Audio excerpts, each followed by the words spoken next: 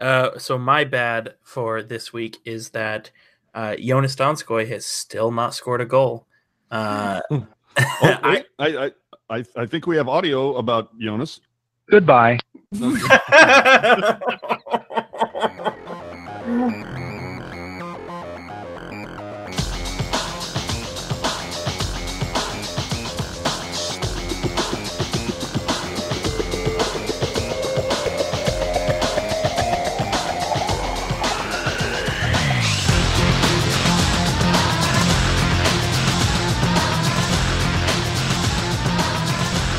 Hey now, boys and girls, welcome into show 71 of the Pucknologists here on Tealtown, USA. I am your host, AJ Strong.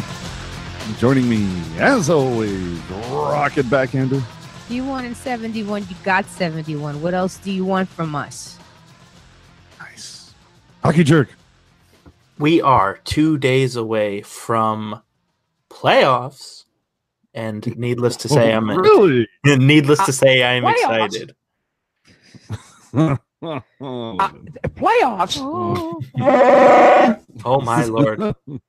Hey now, remember to subscribe to the cast on SoundCloud or the podcast platform of your choice. If you're on iTunes, give us some love on there. And hey now, we're now on Spotify, so if that is your preferred platform, go check us out over there. Hit that follow button and subscribe to the YouTube channel to check out Tealtown After Dark, the only live and interactive Sharks post-game show on YouTube, going live after every single game. And feel free to leave a comment on any of those, and we do our best to answer. And hit us up on Twitter and Instagram, both of them at Tealtown USA. So, as they say in hockey, let's do that hockey. Yes, let's do that hockey. The season is concluded, kids. Believe it or not.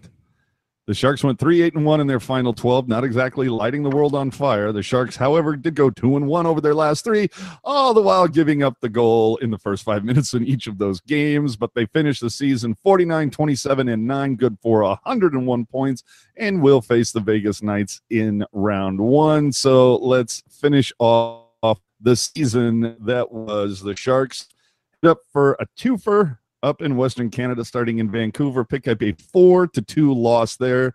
LeBanc is at least trending up in this one, but Jones would stop a mere 19 of 22, good for an .864 save percentage.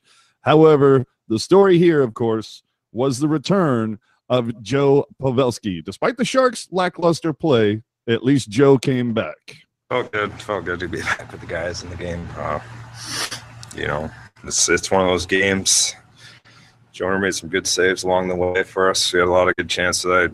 Numbered chances in the slot. It's trying to figure out how you lose that game at times, but it's the way it's going right now. I've a little perspective watching it, and it felt closer out there today for sure. A lot of parts of our game, but there's still that winning hockey that we got to get to, and for some reason we haven't gotten over that hump lately.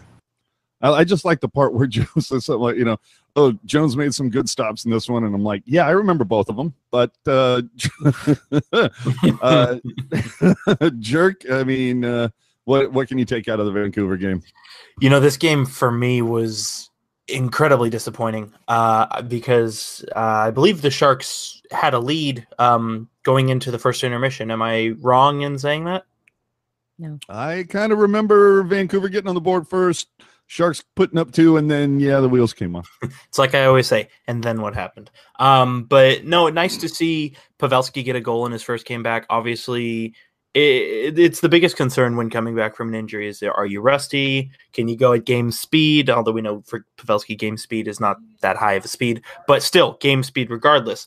And the Sharks looked like they were poised to reverse some of the bad feelings from the losing they had done lately, and then all of a sudden, to quote Puck Guy, did somebody say Vancouver? Because it was all Vancouver, it seemed, after that, and sort of a disappointing end to an otherwise good start to that game. Yeah, they gave up the first one, but as you said, finished the first period on goals by LeBanc and Pavelski. Rocket, somebody has evidently said Vancouver.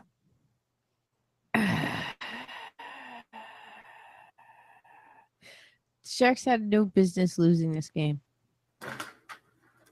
I cannot express it any more succinctly than that. They had no business losing this game. And yet they did. They got up in some business that they shouldn't have been up in. Business. Yeah. And for that, I say shame on you. Shame. God, Shame. everything's going to be about Game of Thrones, isn't it? Shame. So go get a bell. after moving out of Vancouver, they head over to the franchise that evidently no one wants to be a part of any longer, the Edmonton Oilers. Pick up a 3-2 victory. Aaron Dell getting the start in this one. Draisaitl provides the only goals for Edmonton, scoring twice up high over Dell's shoulder. And if you want to know about that one, hey, we spoke with Drew Remenda the day before this one, and he kind of broke down a lot of this, and it pretty much played out the way we all expected. Connor McDavid, unfortunately, wouldn't McBreak in this one. He would become McBroken in the next one. But, I mean, Rock, I don't know. It's going into that game, I couldn't get too excited because Edmonton is such a tire fire right now. Yeah, as an organization, they are a tire fire, and for the most part, they don't have the depth that they should. But the talent pieces that they have are like turbocharged talent pieces. And in Bakersfield. Or in traction right now. Well, it just is. Oh God, I hope that whoever guts that place and cleans it out just decides that they know a very strong vision of what they want to do to take it forward. Because right now, it just doesn't feel like anybody in the organization wants to put any sort of like ownership into the course of what happens to the team. So nobody's putting out like a clear plan of like, yeah, this is our rebuild. This is what we're going to do. This is what we're doing. Hang in there. This is what we're doing. It's just like, we don't know what we're doing. Yeah. And as a fan, that would be disheartening. I can see that. Jerk, I mean, evidently Connor McDavid was injured in the final game, and there was video of him look like he was mouthing the word, "It's broken." And from what I understand, they've done MRI, and in fact, it's not broken, whatever the hell it was. But his leg may not be broken, but I think his spirits are. Yes. So here's the idea. If Edmonton were to move McDavid, all hell would, rain upon Rogers. So some speculation, what if they were to move Draisaitl to find, like, his value? Do you think it would ever be higher in unbelievable amounts of, like, picks and prospects coming back in that?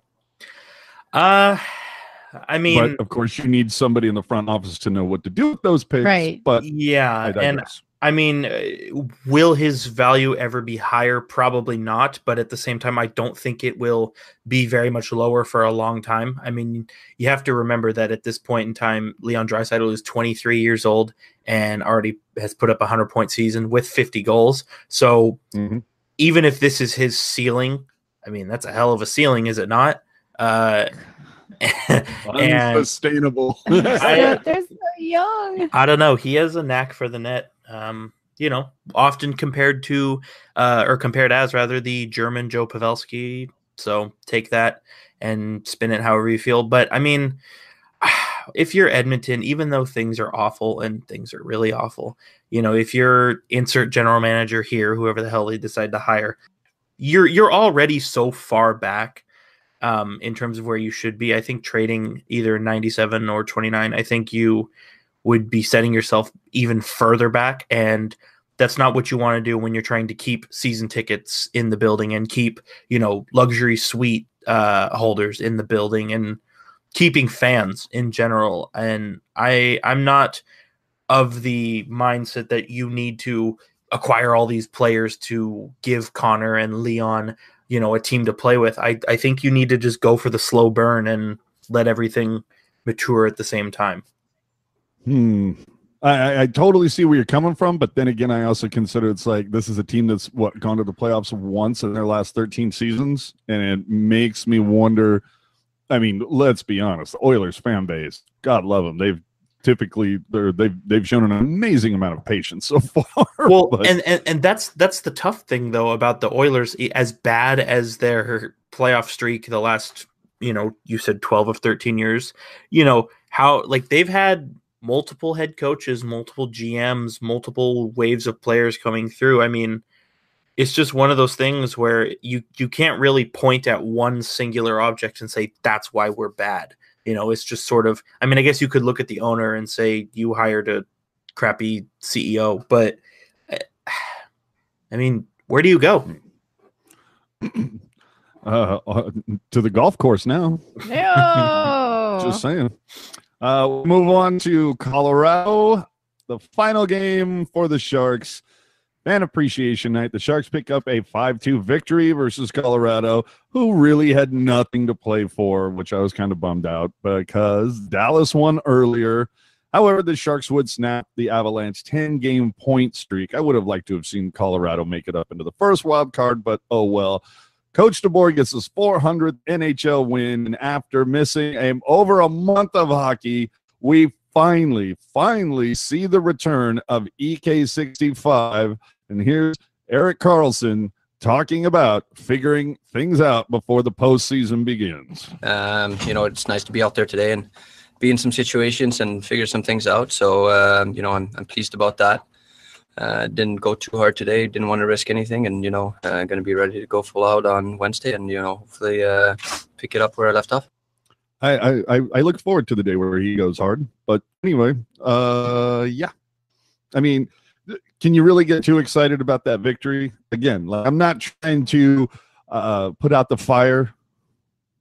Sharks backed into this. They're like 19-1 going into this, or I'm sorry, 9-1. So it's just, or whatever it was. But I'm just so, I don't know. I was excited last season going into the playoffs, and right now, Rocket, I'm beside myself with ambivalence. Yeah. This team has an identity crisis. They don't have any kind of consistency. We've seen flashes of what they can do as a unit when they're great, but then they go out there and just lay an egg for 3 games, and then they go back out there and they're gods, and then they go out there and they're okay, but they win, and then they go out there and they look like they've never skated before. That's just it's so difficult to be excited when you know that you don't know what you're gonna get. We don't know. I don't know. How can I be excited about this? It's like a mystery box, but here's the deal. Every game is unwrapping a mystery puck for the Sharks. Well, no, because here's the deal. Okay, so if you have, oh gosh, I don't know, like I'm trying to think of something that there's like a set of. If you have like a lot of something. Steak knives? Okay, sure. That's fine. If you have a lot of steak knives, you don't want to get a mystery box from a steak knife company that you already have a lot of steak knives from, because you're going to look at knives and you're going to be like, well, I have this knife already and I have this knife already. It's not to get excited about. All right. Same deal. I'm not sure about that, but sure. Yeah, no, this team is a mystery box full of steak knives. There you go. I mean, for me, it's just I'm so perplexed by the blue line and Martin Jones this season. It's hard for me to get real pumped about this off season until I see more consistency from the defense and from Jones. Okay. Yeah. I mean, there you go. First, I just want to say yes. I mean, steak knife, awful, right? But at the same time, the mystery box could be anything. It could even be a boat, and you know how much we wanted one of those. So I think we'll have to take the box. All you're gonna get is steak knives. I mean, let's not be smiling and happy go lucky. Let's be real here. Martin Jones has been average his entire tenure with the Sharks. The only reason why it's more noticeable now is, to your point, AJ, the defense has not bailed him out as much as they have the 2 seasons prior to this one. And obviously, EK hurt multiple times and struggling, and Miss Shimmick, obviously going down, and you've got Heed, Ryan, Vlasic all dealing with stuff. So, it is what it is, and you have to deal with it. But at the same time, like this, it's not news by any stretch. Martin Jones, it's always been a this or that with Martin Jones, a hot and cold, if you will. Yes and no, in and out, up and down. Katy Perry. Wow. Okay. Dear Lord. I mean, the one thing you can at least say for Jones, though, is he has done well in the playoffs with the Sharks. Absolutely. And I mean, I'm hoping that this is one of those, magical, situations where the calendar flips to April and all of a sudden he's like, oh, we got hockey, boys. But well, didn't Holtby not have a spectacular season last year, and then the calendar flipped to April and he flipped it on? It's very true. And I mean, as I always say, regular season doesn't matter. So could we see playoffs being a different thing? Absolutely. But I don't know. I mean, you obviously you want the defense to be tightened up, and I think that will help hide some of the deficiencies that Martin Jones has. But at the same time, if Martin Jones isn't tightened up, then to your point, Rocket, the Sharks aren't going anywhere. Steak knives. Keep it tight. All right, you know what time it is. Oh, the good, the bad, and the ugly. All right, so and this is a good, bad, and ugly week, people. My good, hey, everybody's on the ice except Shimmick. I mean, at least we saw Pavelski miss a stretch. We know about EK65. We even saw Meyer have a bit of a wrist injury and sit out the final game of the season. Coach DeBoer did say he would have started had that been game one last Saturday, but at least everybody's healthy. So there's that. I mean, Rocket, you're good. My good is Brendan Dillon, and I'll tell you why. Because I do actually have a reason other than him being Brendan Dillon. This season was the first time in his career that he played all 82 games. Last year, he played 81 games because he was suspended for one of them. So he gets my good because he played all season. Good job, Brendan. All right, what are you taking away from this going into the postseason, Jerk? What's the good? The Sharks won more than one game in a row. Hey! I'll take it. So for the bad, EK65 is quote unquote back, but I worry for how long. And how soon till July 1st? Hey, now. Forcing. I'm honestly, it's not even that. I just wonder how long. I don't know. I just get a weird feeling about EK65. Like this guy he's insanely talented, but he knows he's insanely talented and he picks his spots on when to turn it on.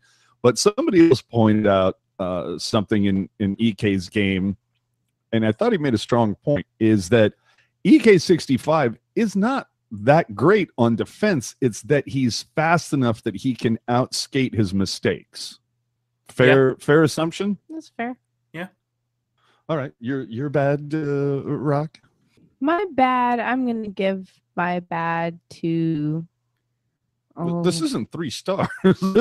We're just talking overall, overarching themes. Okay. Yeah, man, I'm going to give it to special teams. Oh, solid choice. Solid. Jerk.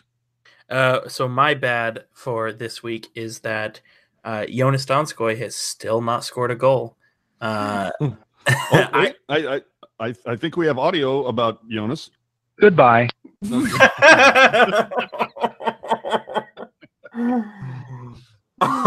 Oh no! Wow, dude. Seriously, that gives me flashbacks every single time. Hey, Donskoy. Goodbye.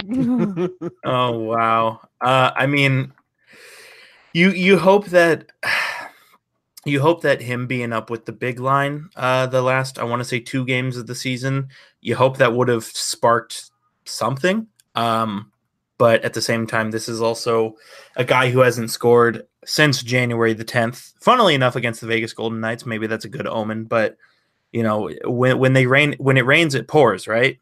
So Right. Jerk, let me ask you a question. Sure. Is Jonas Donskoy the new Bodker? Tune in to Final Thoughts. Tune in to Final Thoughts to figure that out. All right. And then, of course, the ugly, for me, it's just stop giving up the first goal, guys.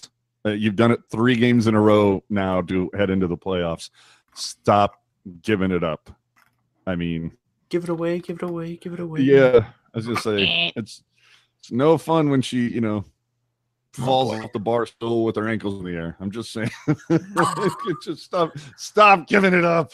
Oh, boy. All right. Yeah. Top that. No. My ugly. My ugly are facts. My ugly are statistics. They are hard, cold numbers, and those numbers are associated with Martin Jones. Mm-hmm. Yeah. Jerk. My ugly is that Radim Šimek is still injured. Mm-hmm. Why do you got to give me feelings? Oh. Miss you, Šimek.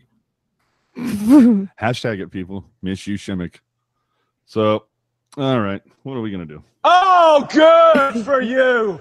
All right. Time for the 3 stars, not of the week, but of the season. Okay. So, Rocket. Is it going to be that obvious? What are we doing? Are we going 1, 2, 3, or 3, 2, 1? No. It's just everybody gets one for this. Your player for the season. My player for the season is probably going to be Kevin LeBanc. I really love that take. I really do. Thank you. No, I gave it some sincere thought. I really did. He's really starting to get his groove out there when he's like kind of like I told you with the power play. Yeah. He's we gonna start calling him Stella? Maybe getting the groove back. Getting his groove back. But I mean, I still think that maybe it has to do with all of the time that he spent in the penalty box serving all the bench minors this whole season. That really helped. Like, he came from a different perspective. Exactly. He got to sit on the other side of the ice and just sit and watch, and he just it clicked for him. Oh my god! It might be true. You never know. It might be true. Hashtag. Oh man. Star of the season. Jeez. All right. Here you go, Rocket. Star of the season is B-Dog Brendan Dillon because bring on where all the many haters. Everything that Brendan Dillon, and I will say this, everything that Brendan Dillon was rightfully criticized for 3 years ago, 1,000 times better. Breaking the puck out of the zone, better. Skating forwards, better. Skating backwards, better. Defensive awareness, better. Choosing the right time to lay into somebody and to let it go by, way better. And I've said it on this podcast many times. Rockets alluded to it as well. The Brendan Dillon was the Sharks' best defenseman this year. Emphasis on defense.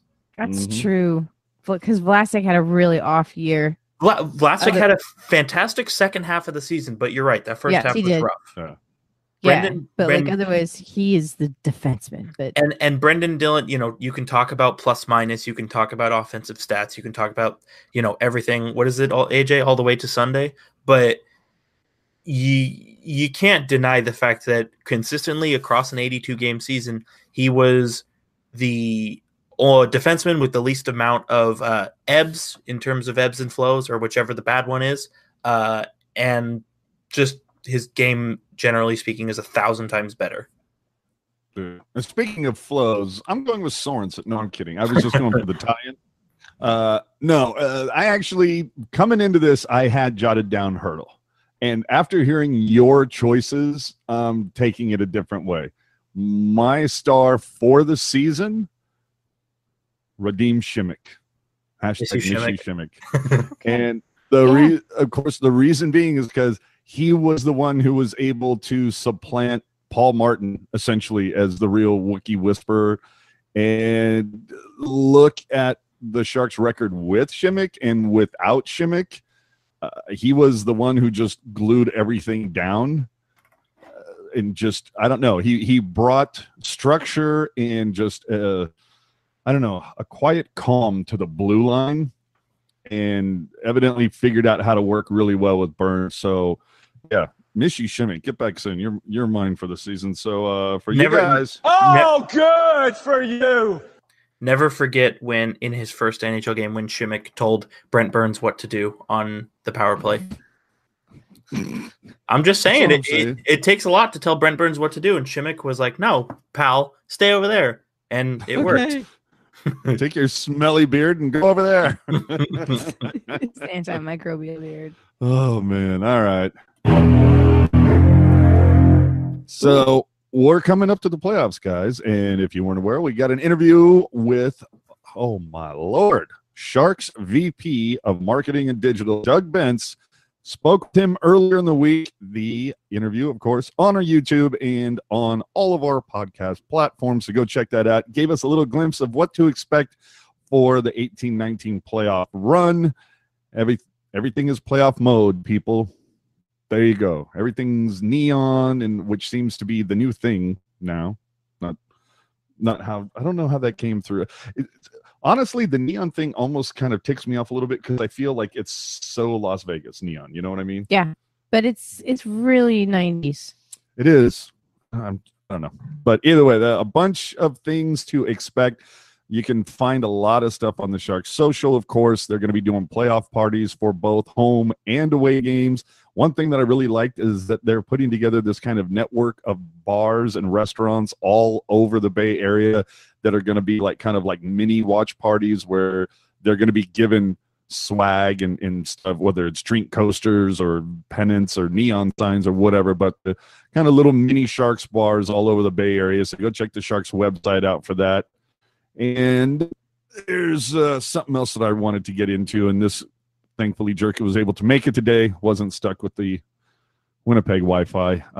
The Barracuda have made some significant, I don't want to say call-ups, they've just gotten some players, Merkley and Chekovic. Is Blickfeld up yet? Blickfeld is not up yet. I don't really have a reason why, because Portland was eliminated from the playoffs, but hey, maybe he's doing other, 21-year-old things. I'm not too sure. Just don't go full Godolphin, buddy. Yeah, yes, do not do an Instagram live of you vaping. Anyways, yikes. So yes, Ivan Chekovic, let's talk about him. So he spends the whole season tearing apart the QMJHL. He had, let me see my notes here really quick. He had 105 points in 66 games. That's ridiculous. And off top of my, but hey, you know what? Might be. There's still no way to know for sure. Now he ended up being tied for second in scoring with the QMJHL, tied with Alexis Lafreniere, who will be the #1 overall pick in 2020. You can write that down. Tied for second in the queue, and then wait, I'm sorry. What was that gentleman's name? Alexis Lafreniere. Okay, I'm just trying to figure out what the, like there was Lose for Hughes and all of those. So I'm just wondering what they're going to come up with that for that draft here. But go ahead. Better get your speak and spell out. So then he comes over to the Barracuda and scores a goal on his first shot, which is fantastic. And then in his second game with the Barracuda this year, he put up 2 apples. So 3 and 2, that goes along with last year with the Barracuda. He had 9 points in 6. So clearly he has a knack for playing in the AHL. Merkley hasn't played a game yet, but he's probably going to get in a game, seeing as the Barracuda have already clinched a playoff spot and have 3 regular season games left. Wouldn't be surprised to see him. My God. Yeah, wouldn't be surprised to see him get a lot of minutes in that situation. Sasha Chmelevski, big fan of his, obviously. Still in the playoffs with the Ottawa 67s. They are, at last check, up 2-0 on somebody in the second round of the playoffs. I don't recall off the top of my head. But yes, up 2-0 last I checked. And Chmelevski only factored in 2 goals, or I'm sorry, he only had 2 assists in so far in the second round, despite the fact that the 67s won the first 2 games a combined 13-5. So you can color me shocked, but still, yeah. But I don't think we'll see Chmelevski with the Barracuda this season for the sole reason that the 67s look to be a pretty studded team, and might. I mean, I'm not going to pretend like I know everything about the OHL, but I could see them end up playing for the Memorial Cup. So might be a small chance to see him. And Barracuda in general, they've turned things around from that awful losing streak they were on, what was it, 4 or 6 weeks ago. They are starting to play with some consistency, and they're back to that Barracuda brand of hockey where it seems like every night it's somebody else who's getting things rolling for them in terms of the offense. So, it's encouraging to see, especially if the Sharks lose in the first round, you might still have some hockey to watch in San Jose.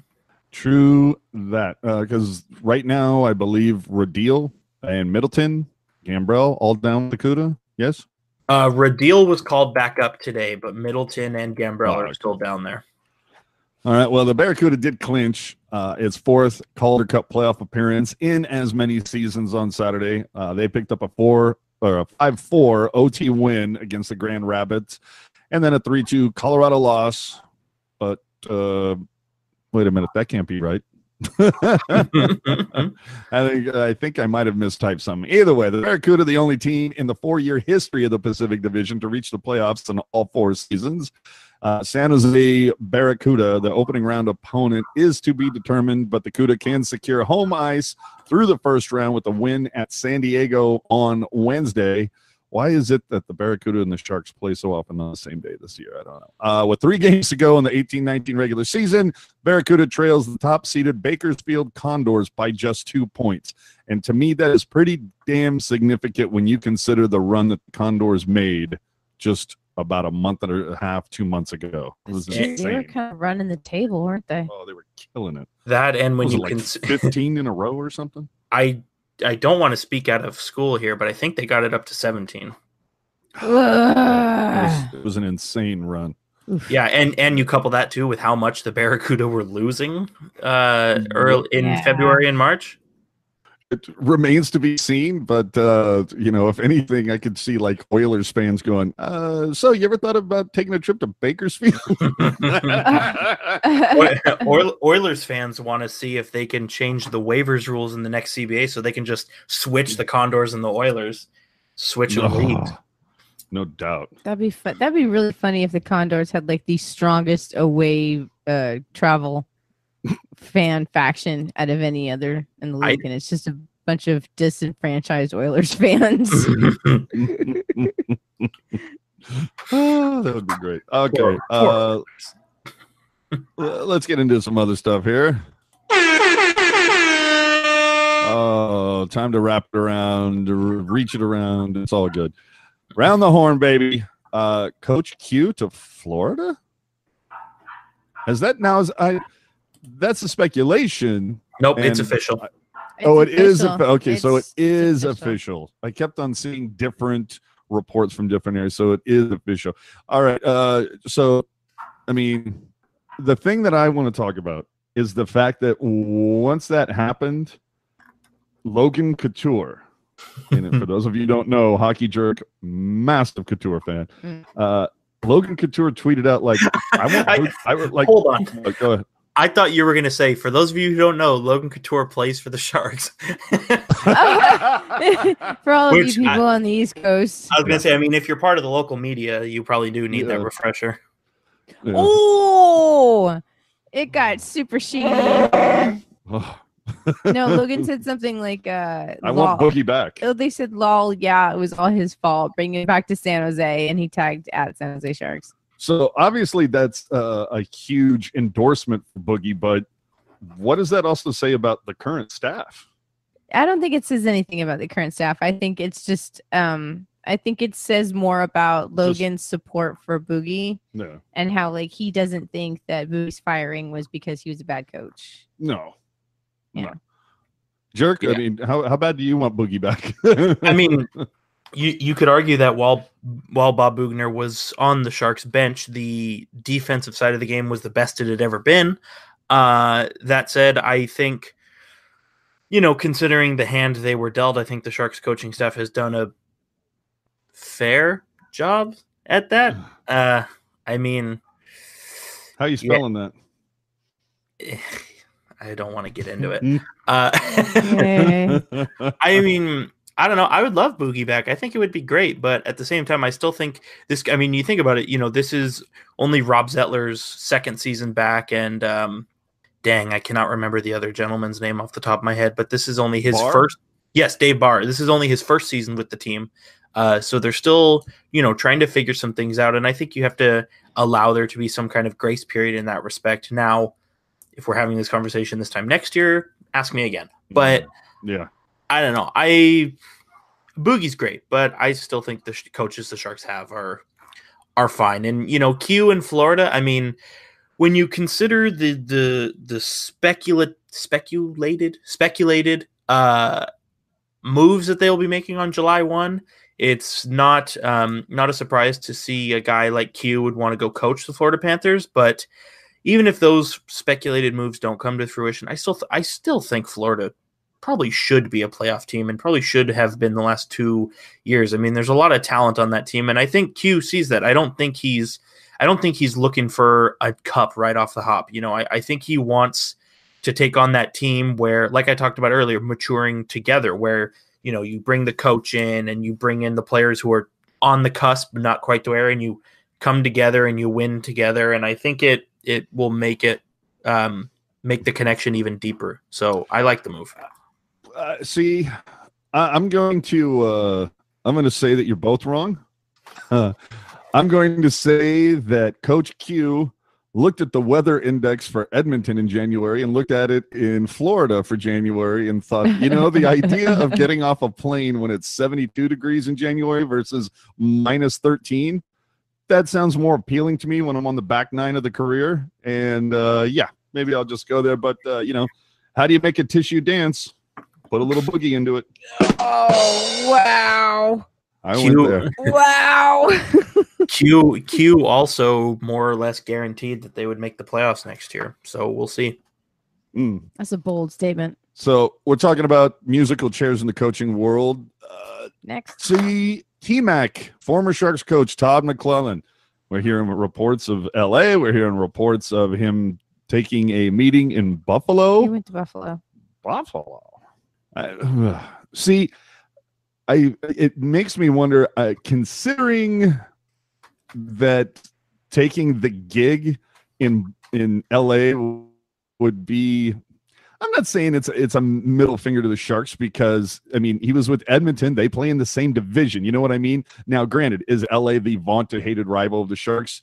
Yeah, but we've seen this play before with Daryl Sutter. Yeah. For me, it's more of a case of, I think Todd McClellan is assessing talent, whether it's Jack Eichel or maybe he sees that, they're not too far away. They need some differences here and there. Maybe it's also a case of more that, dude, LA, the comments coming out of LA after shutting everything down, whether it's from Doughty, whether it's from Tyler Toffoli, Dustin Brown. I mean, dude, LA, we saw the implosion start earlier, but holy hell, it's like someone is like taking the nuclear option and detonated it. Feels like it. Scorched earth policy. Big time. Yeah, that's exactly what that is. Burn it down, people. For those of you farm hands who follow us, slash and burn.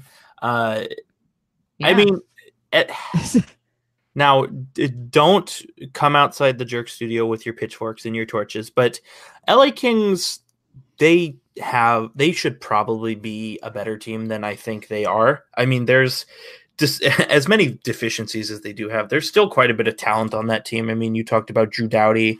You talked about Tyler Toffoli, who's kind of slipped a little bit, but I still like. And then obviously Anze Kopitar as well. And I think a lot of this stems from, Dean Lombardi trying to, trying to keep the good times rolling. And, giving away prospects for rentals that didn't help them, and now Ilya Kovalchuk too. Yeah, I thought he did Well, fine. I'm just Considering the fact that he was playing 9 minutes a night, I think his stats were just what we all expected. and didn't he get scratched a few times? Healthy scratched? Yeah, that's because Willie Desjardins is a moron. But anyways, Yeah. Rob Blake has a lot of work to do, and I like the work he's done so far. I think obviously there's still more to be done, but yeah, I'm not surprised Drew Doughty feels this way, and same thing with Tyler Toffoli and Dustin Brown as well, because LA probably should be a better team, and as good as they are at the top, they are pitiful at the bottom, and I think a lot of that stems from the decision in their coach as well with Willie Desjardins. I mean, I don't understand a month into the season hiring an interim coach. Like, you should have just hired your new coach right there, or kept the guy you had. I mean, I don't know how it would have been any better or worse. Well, and they started behind the 8 ball, it felt like, too. Just, Yeah. I mean, in Jonathan Quick not having his best season. And the cap behind him, who's the cap behind him who's actually done well this season? That would be, who hasn't it been? Clifford. It hasn't been Peter Budaj. It was Peter Budaj for like a hot second. Can we not go there? Peter Budaj had 3 starts and did not look well. No, over the last month or so. Well, last month or so, Jonathan Quick, but I mean, Jack Campbell with 31 starts, and Cal Peterson, who was probably their best goalie this year. They saw the net quite a bit too, just because of injury and whatnot. So I think, to your point, AJ, if they got consistent goaltending, I think this might be a different story. As the choo-choo train comes a-tolling in. So, all right, we covered Q to Florida. T-Mac, who knows where he ends up? My money is on Buffalo. I feel bad for Sabres fans, dude. If that's what's going on, I feel bad for Sabres fans.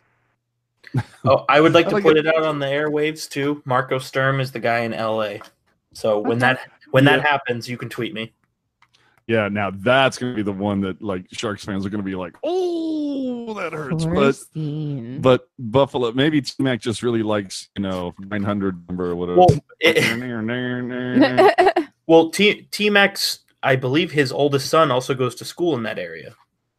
So, then, see, there you go. And after all this time in Buffalo, he's used to in Edmonton, he's used to the temperatures. So, right. All right.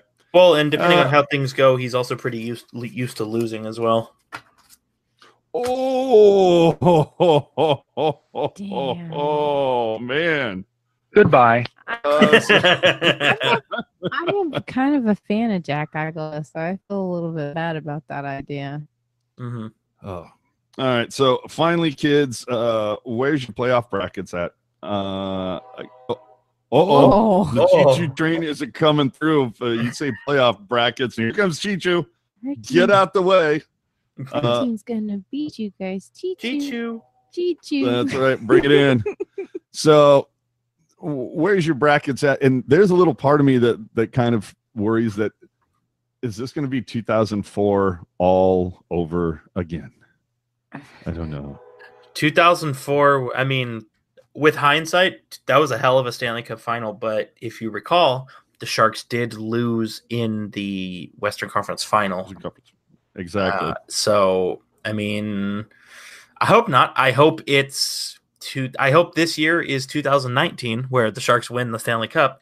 And despite a lot of self-doubt, I do have the Sharks winning the Stanley Cup in my bracket. Why, I'm not sure, but I was going to say, you of massive faith, my friend. Well, I have a friend who says that the reason why the Sharks are going to win the Cup this year is because he's moving out of the area. And he says it makes absolutely no other sense, but he feels it very strongly. So, all right, well, let's get into this, like a hot quiz type of a thing. In the East, Tampa, Columbus. You're picking how many games, Rock? Tampa in 3, bud. Yeah. Jerk? Tampa in 6. Really, that many? See, I'm going Columbus. I'm going Tampa in 5. Columbus is a good team. Let's not forget that. Yeah, but Tampa's really good. That's and yeah, I think it's far enough removed from Tortorella being in Tampa, but still, I don't know. I feel like Tampa's just rolling right now, and so I'm going to go Tampa in 5. Boston and Toronto, Rock. God. Do it in the right accent. God. Either go sorry or No. sigh. No, it's the Bruins. It's the Bruins in 7. Oh, I don't know that's going to take that much. Yeah. Jerk. Well, as much as I hate to do this, it's going to be Boston Bruins in 6. Yep, I got the same thing. Because all right. For the sole reason that I love watching the Toronto Maple Leafs lose. Yeah. See, I'll be rooting for Toronto because I'm just not a Boston fan. I think Marchand is a piece of crap. But dude, no, I'm not a fan of Boston either. But this has nothing to do with them. It's more Exactly. about watching the Leafs lose. Absolutely, and I'll be the first to tell you. I think the Boston Bruins deserve 0 good things ever, but they're just better than Toronto. Yep. So we move over to the other side of this with the Stanley Cup defending champs, the Capitals versus the Canes. Rocket. Hurricanes in 5. Holy crap. Wow. Okay. Yeah, that's man. Okay. I actually, you know what? I'm taking the Canes in this one as well. I think that storm surge thing has kind of solidified this group. It's given them something to rally behind. They played really well down the stretch. And Washington, I think after getting the monkey off their back last year, I think they're just kind of, I mean, Ovechkin is just now getting over his hangover from last summer. I mean, that was an awful lot of booze. And I don't care how Russian he is, the vodka's take a toll. So, but I'll take Carolina in 7. Jerk. Washington in 6. I think Carolina will give them a scare, but I still think Washington has something to say about defending their championship. That's fair. I'm still stop. What? Oh, every time either one of you, but particularly the Jerks, uses the word fair, all I see is FEHR. But anyway, and you're taking it out on us? Yeah, I'm taking it out on you. Leave Rocket alone. Leave Rocket alone. Islanders and Penguins. I am so rooting for the Isles in this one because I hate the Penguins. So give me the Islanders. Again, this is another team that Tavares being gone and they've been more successful. And I think that is something that has solidified that team. I'm going to take, you know what, in Grice, that tandem and goal. Give me the Isle in 6. Penguins in 5. Ooh, okay. Jerk. See, I'm inclined to go with the Penguins on this one just because I feel in terms of Penguins fan? No, because in terms of star power, I think they're the better team. But to your point, AJ, Robin Lehner has been awesome this season, which is good when you consider some of the stuff that he went through last summer. So to see that is obviously awesome. And then Grice has been no shrinking violet. Oh, absolutely not. They probably the whole we have 2 number 1 goalies, 1A, 1B crap that every bad team tries to sell you on. It's actually true on the island. It actually works, yes. And you still have Matt Barzal there. Could have had Anders Lee. Anders Lee's had a good season. Josh Bailey's had a good season. Beauvillier's had a good season. They've got a lot of good scorers there, and they've been very tightened up, and not a lot has been able to rattle them this year. And I think too, you look at the Penguins. I think Matt Murray has not had the season he would like to have this year, and I think that might be something that still is a factor in the playoffs. All right, let's move over to the West. Nashville versus Dallas. You know what? I'm going to start with Rock just because of the history. It's going to be, wait. She's like, Dallas in 1. No.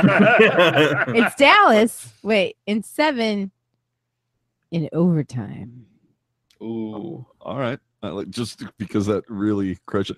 Man, the amount of Pabst Blue Ribbon between Dallas and Nashville, man, there's a lot of good old boys down there wondering where the race car is. Jerk, what are you taking in this one? Dude, freaking Keystone Light is going to be getting a lot of business. It's true. Nashville, same thing as Washington, Carolina. I think Dallas will give Nashville a scare, maybe win 2 games, but I still think Nashville takes this in 6. For the first time in a while, I don't think there's a bad, air quotes, bad or easy team in the playoffs this year. So I'm saying Nashville. There's not an easy team in the play. Did we not just talk about Toronto? Yeah. Please at me. Please at me. All right. For that one, I think that one is going 7. I do think Nashville will win out, but you're hearing it here first. I think the Dallas Stars netminders are going to have a lot to say in this game. I like how you said netminders. Netminders. Yeah, because it wouldn't surprise me if something happened. They got a bit, there's a storyline there, folks. Winnipeg. Yeah, I mean, Ben Bishop has played really well this season, but again, to your point, he seems to like to get injured in April. So it's really anybody's guess. Somebody, see, we need to replace some people's calendars, I think is what the point of the whole show has been. I mean, a .934 save percentage, that's pretty good. Might be good. That's a lot better than others. Right? Martin Jets versus here we go. Jets versus Blues. I'm taking the Blues in this one. And I might be going Blues in 6 on this. You know what? I think the Jets have kind of flamed out, so to speak. The Jets have cooled off. And St. Louis, since being in the basement in January and crawling out of it and Winnington in the pipes, just what a great story. And I don't think the NHL world is ready for that to end. So I'm going Blues. Because think about it. The Blues basically came a win away from winning this whole division despite being in the basement just a couple of months ago. So give me the Blues. Rock? I think, this is the one matchup I think in the initial meeting of the Stanley Cup playoffs of this year where I'm genuinely disappointed that one of these teams has to lose. Yeah. Because I really like the style of hockey that both of these guys play. I enjoy the Blues because they're nasty and they're physical, but they're fast to hard, and they also have what's that guy that ran his truck into a donut shop? Ryan O'Reilly. Sorry, that Ryan O'Reilly kid. He's really good this year. I love Ryan O'Reilly. Yeah. Not sponsored by Tim Hortons. But so I like his game and what he's done with the Blues this year. They're doing dope things. And then up in Winnipeg, the Winnipeg whiteout, they're just smacking people around left and right. So it could go either way, man. So I want to say Winnipeg in 6. Jerk. Now, I hate St. Louis as much as I hate Boston, but this series is my upset series. I think it's going to be the Blues in 7. I mean, to your point, AJ. How much of an upset though is it when the Blues only finish with 2 points less? It's an upset in the sense that a lot of people tabbed the Jets to win the Stanley Cup this year. And they're going to be upset. All right, this one's for you. Okay. There it is. I mean, you look at the Blues and they've had Winnington in net, who's been fantastic, but the top line, their newly created top line, right when they started winning a bunch of games, I mean, it's been one of the best lines in the league in the second half of the season. And same thing as the Pittsburgh Penguins. I mean, you look at Winnipeg, Connor Hellebuck has not had the year he wanted to have. And, too many of their guys, whether it's Nikolai Ehlers or whether it's Patrick Laine or even Kyle Connor, all of them at some point this season experienced a slump. And I don't think not one person on the Blues, except for Ryan O'Reilly, is, setting the world on fire with their play. But I think as a cohesive unit, I think they have the ability to upset the Jets.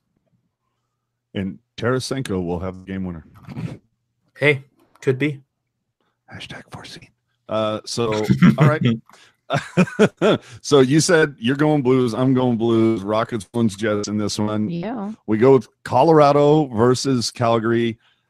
Go ahead, Rocket. Calgary in 4. Jerk.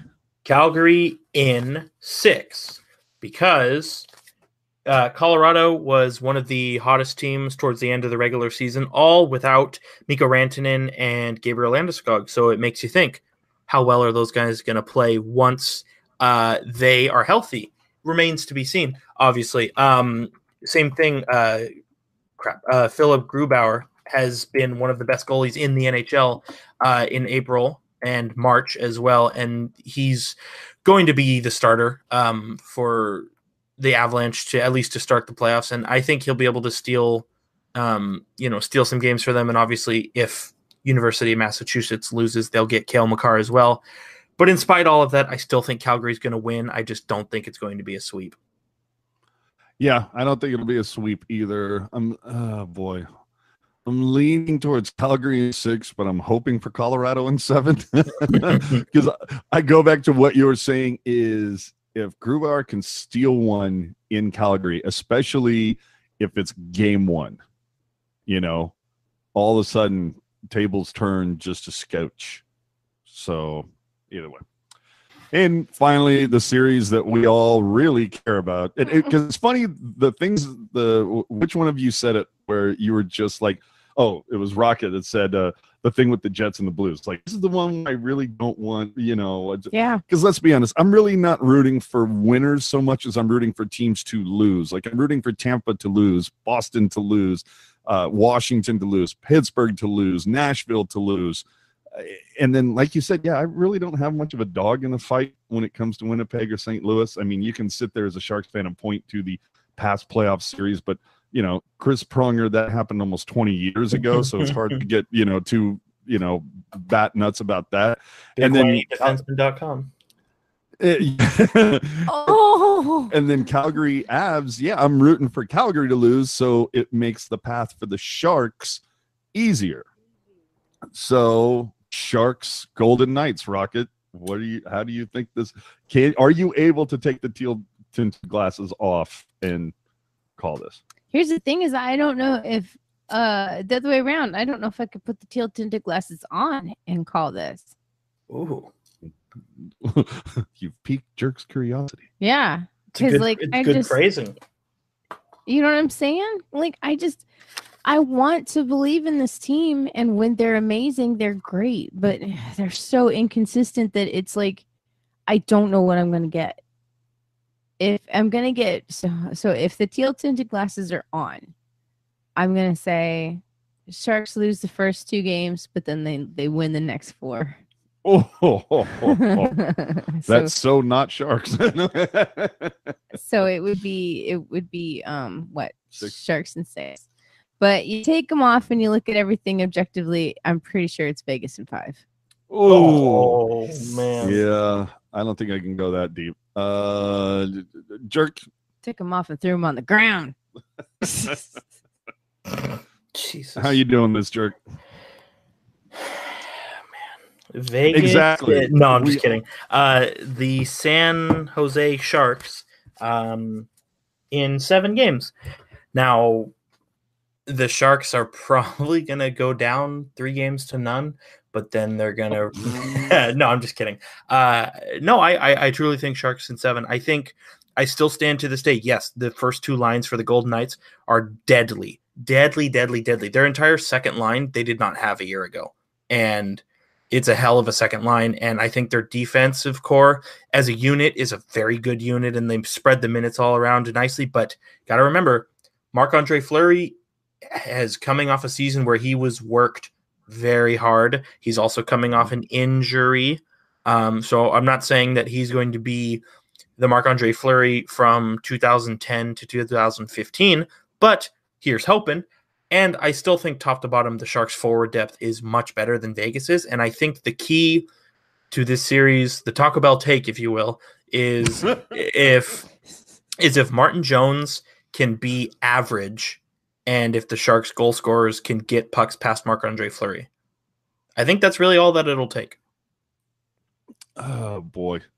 I keep going back and forth with this. There's like part of me that says Golden Knights in 6, like it was a year ago. Then there's a part of me that says Sharks in 7, and home ice plays a big part in that. The wild card is just Martin Jones. What the hell is going to happen? The other wild card for me is Peter DeBoer. Is it more important to start Joakim Ryan simply because of what side he shoots on? We've seen Ryan have an awful season this year. A few games back, Sharks gave up 4 just huge breakaways, and Joakim Ryan was responsible directly for 2 of them. And I would rather see Tim Heed in that position. I don't care if he doesn't shoot from the correct side, have righty-lefty balance. You know what I mean? So, I don't know. I'm going Sharks in 7, but I'm telling you, I'm not putting money on it. You know what I mean? Not putting money on it. That's what I'm rooting for. But now, conversely, I think if the Sharks get past the first round, I do really think that could bring cohesion and, just complete, okay, this was the big nemesis, because we know this is going to be a heavy series. But the other X factor I think you have to take into account, too, is how long does he let Haley go instead of having a more offensively minded line, because I think it's pretty obvious. Isn't Donskoy going to be watching this from the press box? I don't know. Well, according to practice today, yes, but we also have tomorrow, and we also have Wednesday the 10th as well to figure it out. And we've seen things like that before where we all thought Tim Heed was going to play in Fan Appreciation Night, and then LOL, he was scratched at the last second. So you never know. But no, I did like what you brought up, AJ, about beating Vegas as being a huge galvanizing thing for the team. I mean, do you remember when they beat LA in 2016? How big of a deal that was? Oh, dude, that completely all from that moment up to the Black Cat, boy, it was just galvanizing all up in here. All right. That cat. That cat. Joe Pavelski. So that's it, kids. Thanks so much for tuning into all the shows that we've done this season. Once again, we spoke with Sharks VP of marketing and digital, Doug Bentz. What to expect for the playoffs. You can go check that out on our audio streams or on YouTube. We also plan on talking to Brody Brazil between now and the beginning of the first round, so be on the lookout for that. And, of course, once we go into playoff mode, that means no longer is the show weekly. It now goes to series-wise. So the next time you'll expect to hear from us is after round 1 is wrapped up. And when I say round 1, if the Sharks beat the Knights in 4 games, we are still not doing a show until round 1 is completed, okay? Because there's going to be lots to talk about. So you can expect that after the first round. So essentially, we're off next week is what I'm saying. So, Jerk, your final thoughts on where the people can find you on the social media channels. So, final thoughts. The Sharks were able to get things a little bit back on track with their final 2 games of the regular season, but that said, there's still a lot of work to be put in, especially because this Golden Knights team it's a team that can jump at you out of nowhere. They have that wow factor. As I punch my desk, they have that wow factor that can catch you off guard, and if you're not ready for it, then you're going to be losing the series in 4 games. But that said, I still think the Sharks have very good chances to beat the Golden Knights if they can follow the Hockey Jerk Taco Bell takes. And if you found the Taco Bell takes presented by Hockey Jerk to be insightful and you want more of it, you can follow me on Twitter at hockey_jerk.